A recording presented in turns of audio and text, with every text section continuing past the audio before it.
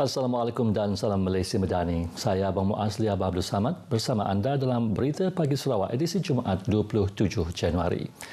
Sarawak akan terus memperkukuhkan hubungan bilateral bersama negara-negara yang menjadi rakan baik ke arah memajukan lagi ekonomi antarabangsa.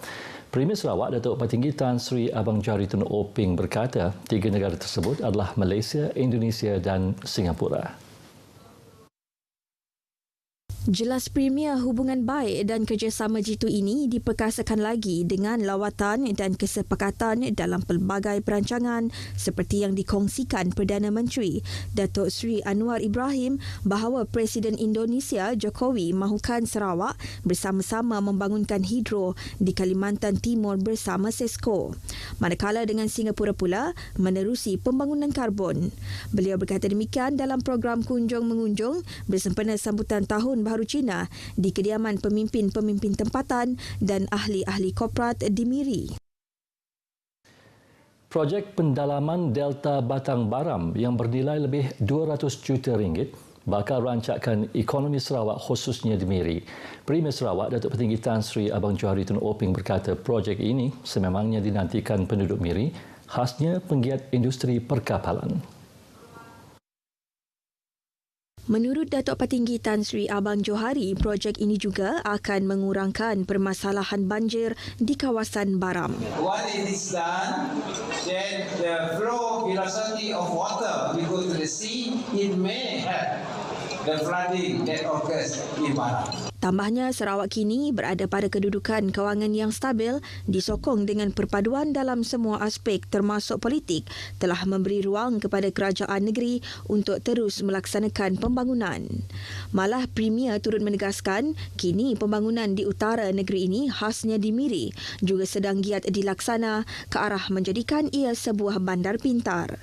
Datuk Patinggi Tan Sri Abang Johari berkata demikian pada majlis sambutan Tahun Baharu Cina 2023 anjuran Parti Rakyat Bersatu Sarawak di Miri yang dihadiri lebih 300 masyarakat pelbagai kaum. Peruntukan tambahan dalam pembentangan semula bajet 2023 bagi Kementerian Pembangunan Wanita, Keluarga dan Masyarakat amat diperlukan. Menteri Pembangunan Wanita, Keluarga dan Masyarakat Datuk Seri Nancy Shukri berkata, ia bagi membantu beberapa usaha kementerian itu, antaranya dengan penubuhan jabatan khas kanak-kanak.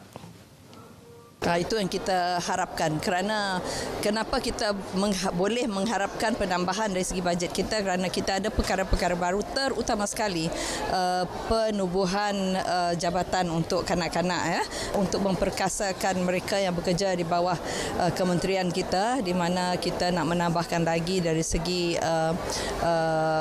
sumber manusia yang akan membantu untuk bekerja dengan lebih cekap lagi. Kita nak meningkatkan perkhidmatan kita dari segi mutu, perkhidmatan mereka yang menjadi penjaga, penyelia ataupun pegawai akhlak kita. Kita nak meningkatkan kemahiran mereka. Jadi maka sudah tentu memang ada dari segi penambahan itu perlu diwujudkan dan perlu diberikan kepada kementerian ini yang sudah kita harapkan dan jangkakan dah. Beliau memberitahu pemberita selepas merasmikan program keusahawanan wanita bangkit KPWKM di Dewan Lakis Masjid An-Nur Sibu. Jelas beliau lagi dengan penubuhan jabatan khas itu, kementeriannya mahu memperkasakan bilangan dan juga kemahiran sumber tenaga manusia.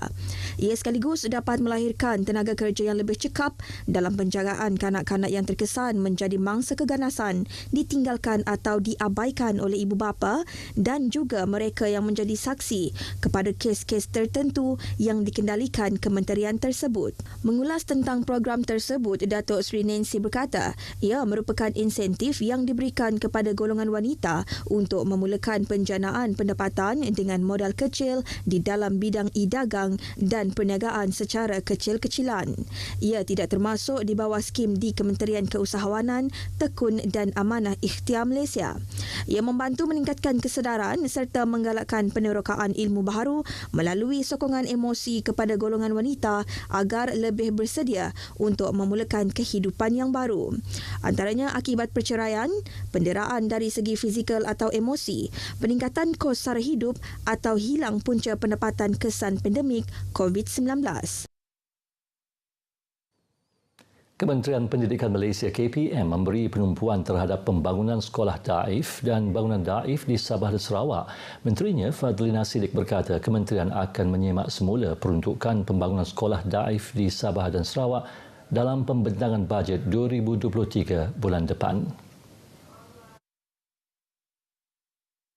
Jelas Fadlina, kementerian akan melihat kepada unjuran keutamaan iaitu memberi tumpuan kepada sekolah daif sama ada meneruskan projek yang sakit untuk ditamatkan atau meneruskan projek sakit untuk dibaik pulih semula. Beliau ditemui pemberita semasa lawatan kerja meninjau pembinaan semula dan naik taraf sekolah daif tahun 2019 di Sekolah Kebangsaan Syed Osman Miri. Tambah beliau, bilangan sekolah daif yang mempunyai bangunan daif pada skala 6 dan 7 di Sarawak, masing-masing 455 buah sekolah skala 6 dan 113 sekolah skala 7. Beliau dalam rangka kerja kebahagiaan Miri telah melawat 5 sekolah iaitu Sekolah Kebangsaan SK Sungai Liam Bakong, SK Lepong Ajaib Bakong, Sekolah Menengah Kebangsaan Agama Miri, SK Syed Osman Miri dan SK St. Joseph Miri. Polis Diraja Malaysia PDRM daerah Kuching komited memperhalusi jenayah yang merekodkan peningkatan pada tahun lepas iaitu curi kenderaan. Ketua Polis Daerah Kuching ACP Asmon Bajah memberitahu jenayah curi kenderaan mencatatkan peningkatan kes sebanyak 54% iaitu 104 kes berbanding 2021. Yang menariknya, ujarnya kes samun dan pecah rumah menunjukkan penurunan kes namun masih perlu diperhalusi. Ekoran kedua-duanya masih mencatatkan lebih 20 kes dalam tempoh setahun. ACP Ashmon turut mendedahkan kadar jenayah indeks dan bukan indeks menunjukkan penurunan pada tahun lepas iaitu jenayah indeks menurun sebanyak 102 kes dan jenayah bukan indeks menurun sebanyak 367 kes. Beliau memberitahu demikian kepada pemberita selepas Majlis Perhimpunan Bulanan Ibu Pejabat Daerah Kuching di Kuching. Tegasnya, masyarakat dinasihatkan untuk terus memberi kerjasama ke arah membantras jenayah tersebut. Terdahulu dalam ucapannya, ACP Ashmon menegaskan pasukan polis akan menerapkan konsep islah iaitu mengembalikan dan memperbetulkan konsep perkhidmatan polis dan seterusnya memberikan perkhidmatan yang terbaik untuk keselamatan masyarakat berpaksikan panduan dan undang-undang yang ada. Intipati bajet 2023 yang akan dibentangkan semula di Dewan Rakyat pada 24 Februari depan diharap dapat memberi kelegaan kepada setiap lapisan masyarakat Malaysia Madani. Hasil tinjauan RTM di sekitar Bandaraya Kuching, rata-rata yang ditemui yakin tiada rakyat yang akan tercicir dalam bajet 2023 di bawah kerajaan perpaduan. Tapi saya berharap akan ada ditambah baik lagi lah, mungkin dari segi bantuan tu supaya ibu-ibu mengandung sekarang pun kita tahu kan keadaan ekonomi sekarang dengan kos berpantang sekarang pun memang tinggi, mana lagi kita nak beli barang keperluan baby kan memang semua dah kira meningkat lah. 希望说政府可以派一些人只要走进那个人民里面看一下，检查一下到底是谁需要帮助，因为有很多人是不能去到银行领钱。希望政府这一次严格的检查一下，可以真正的帮到那一些人。 Yang student di universiti akan diberi peruntukan lah untuk macam facilities yang kebanyakannya masih cukup apa semua facilities cuma masih ada yang lebih kurang gila untuk sidang IPTA kayak ada yang asrama adanya cukup lah. My hope for Malaysia in regards of budget 2023 that will be tabled for next month would suffice the needs of Malaysians and especially to provide for emergencies as when COVID come in the last 2 years. It has been a lot to take for all of us. So my hope would be we are financially able to counter what is to come. So because health is very important to all of us, in spite of these, not many are able to afford for their living expenses. Semalam, Perdana Menteri Dato' Seri Anwar Ibrahim semasa sidang media pada lawatan 2 hari ke Brunei memberi jaminan bajet 2023 yang akan dibentang semula bulan depan bakal memenuhi keperluan setiap lapisan rakyat dengan tidak akan meminggir mana-mana kumpulan masyarakat. Jabatan Kebajikan Masyarakat bahagian Limbang semalam menyalurkan bantuan kepada penduduk terjejas yang terlibat dalam kebakaran di Rumah Bujang Rantau Kiran Medamit pada Rabu lalu. Pegawai Kebajikan Masyarakat bahagian Limbang, Wan Muhammad Hasif Wan Jemari berkata, sebanyak 226 kotak makanan kering diagih bagi meringankan beban selain menyalurkan beberapa bantuan lain. Pusat pemindahan sementara juga telah dibuka untuk bagi memindahkan mangsa-mangsa kebakaran tersebut di gereja, tapak gereja berdepan dengan rumah panjang rumah bujang. Kita juga telah memberi bantuan segera seperti hygiene kit, makanan bermasak, makanan tapau bermasak dan juga set tilam dan bantal untuk keperluan mereka tidurlah buat sementara waktu. Katanya pasukan polis dan Angkatan Pertahanan Awam Limbang akan menjaga serta memastikan keselamatan penduduk terjejas di pusat pemindahan sementara. Manakala agensi awam lain turut bekerjasama menyalurkan bantuan termasuk pemeriksaan kesihatan daripada pejabat kesihatan bahagian Limbang.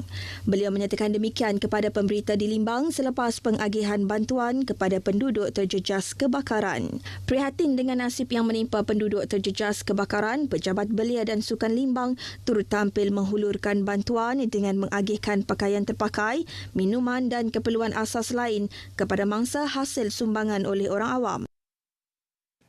Kejohanan tarik tali antarabangsa terbuka Limbang Piala yang amat berhormat Premier Sarawak bakal berlangsung pada 17 sehingga 19 November 2023 yang akan diadakan di Kompleks Sukan Limbang.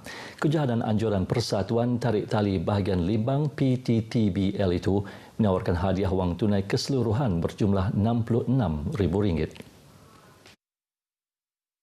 Juara bagi pertandingan itu bakal membawa wang tunai RM20,000, naib juara RM15,000, ketiga RM10,000 dan keempat RM7,000.